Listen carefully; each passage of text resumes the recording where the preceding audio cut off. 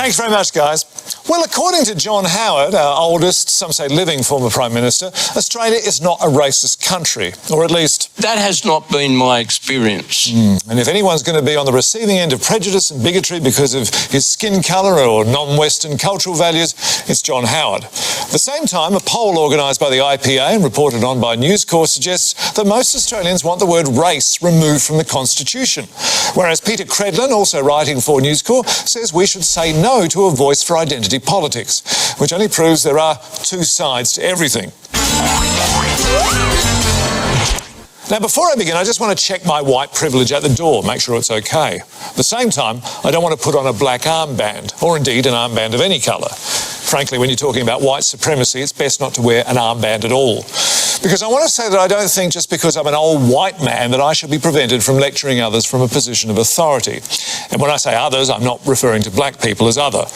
And when I say black people, I don't mean to exclude people of colour. And of course, when I say people of colour, I don't mean that anyone who isn't either black or white are all the same and should accept having some arbitrary identity imposed upon them, particularly by someone like me. Not that I feel guilty because of anything my colonial ancestors did. You know, I'm not even that European. My father's Maltese, and Malta is only about 300 kilometres from North Africa.